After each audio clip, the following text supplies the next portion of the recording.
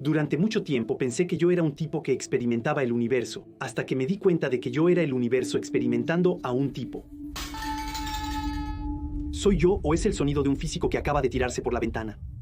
Existe un universo en el que Internet solo contiene videos de calidad, de entidades metafísicas extrañas grabándose mientras hacen un unboxing de universos. Y hay otro universo en el que tú escribiste este video y yo soy el que lo está viendo. Pero en este no es así. En fin, en los episodios anteriores exploramos hasta sangrar por la nariz la extraordinaria hipótesis de los multiversos. Pero sin haber explicado por qué. Esta hipótesis, según la cual el universo en el que estamos no sería el único, sino uno entre miles, millones, miles de millones, una infinidad de otros, no es tan descabellada. De hecho, por extraño que parezca, esta hipótesis es incluso sumamente sensata. Simplemente porque en este universo ustedes pueden escucharme, porque soy capaz de hablar, porque existen perros, gatos, moscas, amibas, y la existencia de todos estos seres vivos respalda la hipótesis del multiverso. ¿Ok? Ok. Puede parecer tonto, pero quédense un momento más, vamos a desarrollar el razonamiento. Estoy dispuesto a apostar mi propia vida a que van a estar de acuerdo conmigo. Si les digo que existe vida en nuestro universo, ok, hasta ahí todo bien. Y por lo tanto, podemos afirmar sin dudar que el universo permite la aparición de la vida. Capitán Obvio, gracias. En consecuencia, existen infinitos universos. Ahí ya no tiene ningún sentido. No se vayan, vamos a replantear el razonamiento y hacer la pregunta de otra manera. ¿Cómo es posible que haya vida en nuestro universo, dado que parece haber infinitas posibilidades para que hubiera sido de otra forma? Déjenme explicarles. Cuando estudiamos las leyes fundamentales que rigen el comportamiento de la materia en el universo, siempre, invariablemente, hay algo muy extraño que te salta a la cara rápidamente. De hecho, si el valor de las constantes fundamentales de la naturaleza fuera, aunque sea un poquito diferente, apenas 1/1000º de su valor, como el pedo milimétrico de una mosca, entonces todo el universo sería radicalmente diferente. La vida tal como la conocemos no habría podido surgir y no estaríamos aquí. Para entender por qué, echemos un vistazo por un momento a estas constantes. El funcionamiento de nuestro universo está regido por leyes naturales que le dicen a la materia cómo comportarse, a la luz cómo propagarse, al tiempo cómo fluir. Y en el corazón de cada una de estas leyes se encuentran constantes fundamentales, como la velocidad máxima permitida, el valor de las masas elementales de las partículas o el alcance de las fuerzas en el espacio. Y, en cierto sentido, estos valores controlan cuánto tiempo pueden brillar las estrellas, el tipo de átomos que pueden fabricar, la manera en que las moléculas se enlazan, la luz, cómo interactúa con la materia. En resumen, lo que es posible y lo que no es posible hacer en nuestro universo. Y donde se pone interesante es que, evidentemente, estamos vivos, pero podría haber sido, tal vez debería haber sido, de otra manera. De hecho, todo indica que esas 20 constantes fijas, esos invariantes, parecen tener precisamente los valores correctos, como si fueran engranajes finamente ajustados al más mínimo detalle para permitir la aparición de la vida. Y si cambias en el papel, aunque sea un poquito el valor de una de esas constantes, modificas profundamente las leyes de la naturaleza. Y ahí tienes un universo incapaz de producir galaxias, estrellas, planetas, vida. Para darse cuenta de lo extraordinariamente bien ajustado que parece estar nuestro universo, pónganme comillas. Tomemos algunos ejemplos entre muchos otros. En la naturaleza, cada elemento tiene o no la capacidad de unirse e interactuar con los demás elementos, regido por la forma de la compleja estructura de capas de electrones que rodean su núcleo atómico. ¿Y es el conjunto de estas interacciones lo que permite la existencia, o no, de la totalidad de las moléculas que conocemos? Molécula, capaz de organizarse para formar estructuras de una complejidad increíble y bastante agradables para habitar, como tú o yo. Pero si mueves en el papel el cursor de los valores, de las constantes que se encuentran en el corazón del electromagnetismo o de la fuerza nuclear fuerte, entonces la estabilidad de los átomos se ve profundamente alterada. Y estos últimos pueden colapsar o explotar igual de fácil. Aumentas en el papel, aunque sea solo 0,5%, hacia arriba el alcance de la fuerza nuclear fuerte. Y con eso alteras toda la cadena de síntesis que, en el corazón de las estrellas, dirige la transformación de unos elementos en otros. Y te quedarías con un universo completamente arruinado, un universo prácticamente sin carbono, el elemento atómico básico que utiliza la vida. Por el contrario, si esa fuerza nuclear llamada fuerte fuera un poco más débil, entonces harías que elementos normalmente inestables fueran perfectamente estables. Y esa pequeña modificación tendría grandes consecuencias, porque entonces terminaríamos con estrellas que consumirían extremadamente rápido una especie de supercombustible, al grado de dejar a nuestro universo sin luz. De la misma manera, si el valor de la fuerza electromagnética hubiera sido solo 4% menor al que conocemos, no habría hidrógeno en el universo, el elemento que, sin embargo, en el nuestro es el más abundante. Y podríamos multiplicar los ejemplos por miles, porque muchas otras variaciones diminutas en la masa de los electrones o de los quarks también llevan, una vez más, a un cosmos sin química y por lo tanto sin vida. Una última para el camino. Si modificaran ligeramente la fuerza de la energía del vacío, cambiarían la tasa de expansión del espacio, para llegar a un universo en el que la materia nunca habría podido aglomerarse y por lo tanto en el que nunca se habría formado ninguna estructura.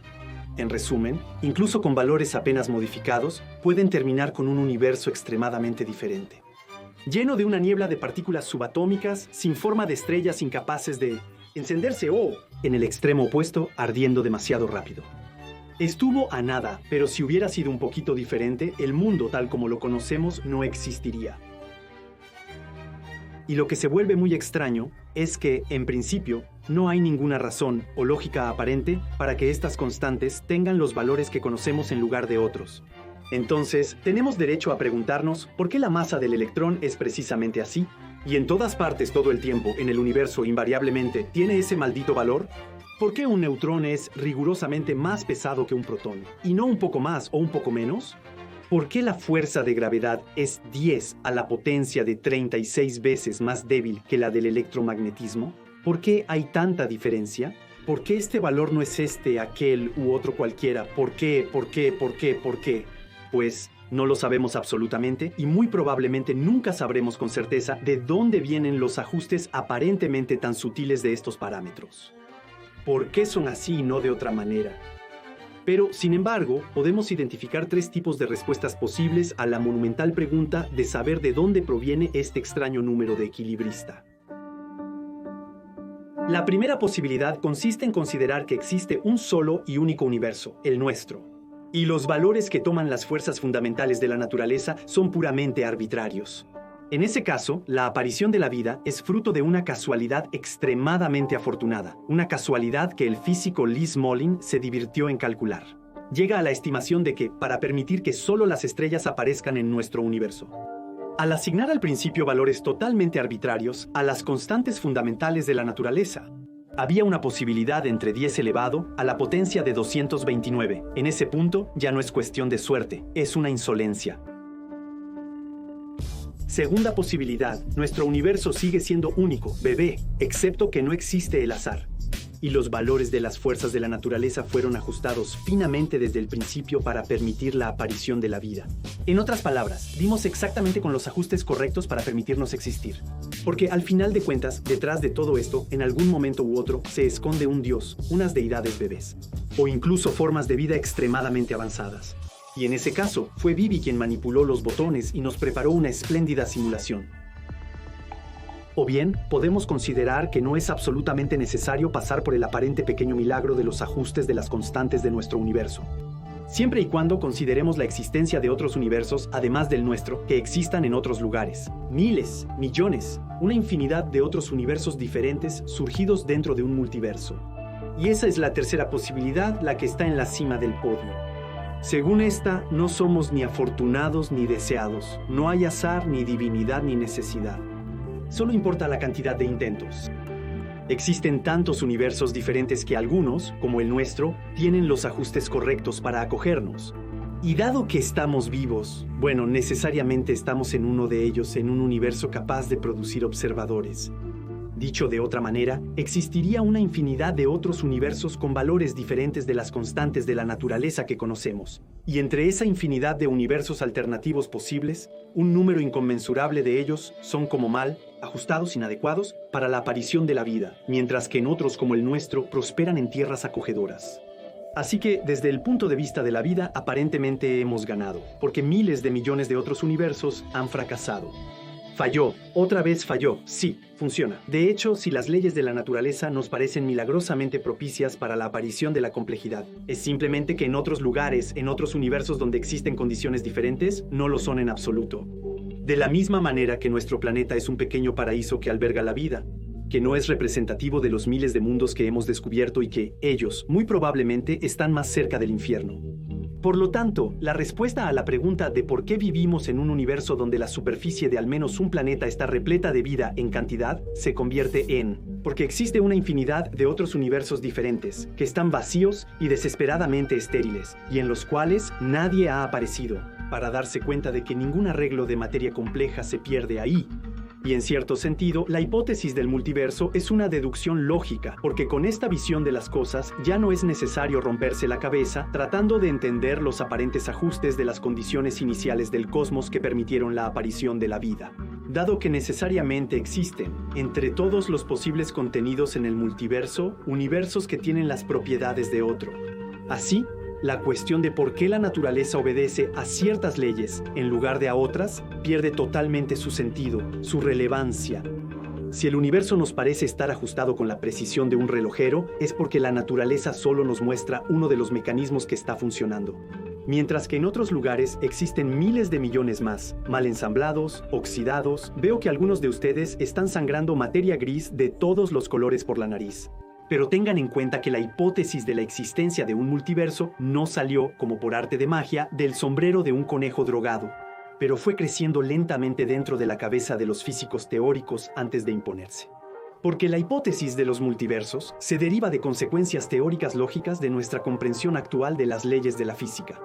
Dicho de otra manera, empezamos a considerar plausible la existencia de estos otros universos. Al estudiar el nuestro, tomen un universo infinito, como tal vez lo es el nuestro, y al estudiarlo, inevitablemente corres el riesgo de encontrarte con el concepto de multiverso rondando por ahí en algún rincón. Tomen un multiverso en inflación como el nuestro. Espolvoreen todo con un toque de física cuántica y es probable que terminen por ahí en el papel con buenas y grandes huellas de multiverso. Intenten unificar la relatividad general y la física cuántica, y es probable que de manera natural surja la idea de otros universos posibles. De hecho, por más desestabilizadora que sea la hipótesis de la existencia de los multiversos, conocemos al menos media docena de razonamientos científicos, muy serios, que llevan a esta posibilidad.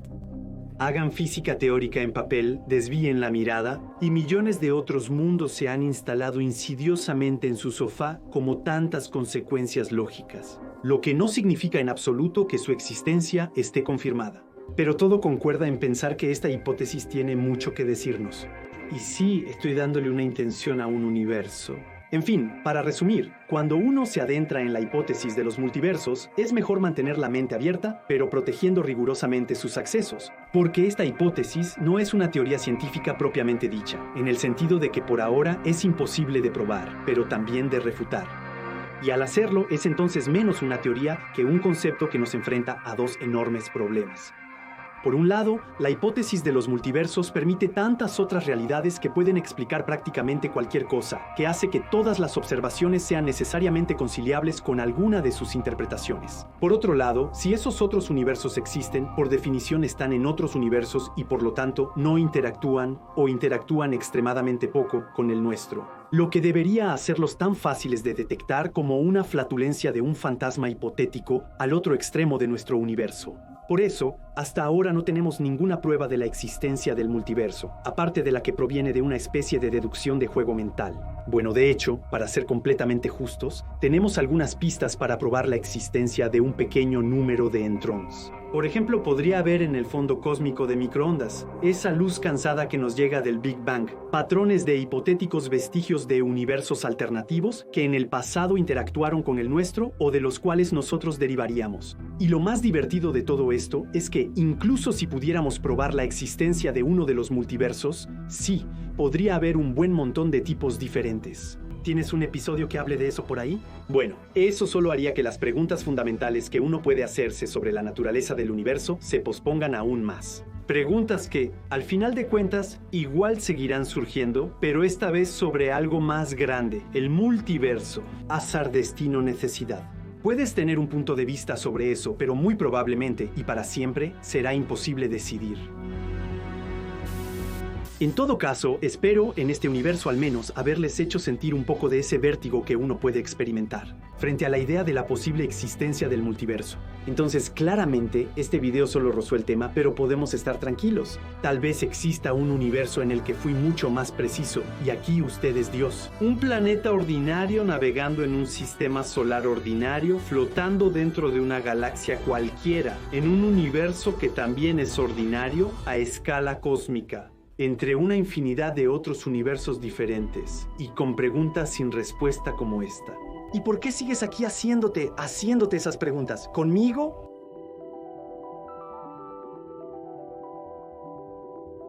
Sígueme en Insta, ahí a veces comparto algunos de mis otros desvaríos.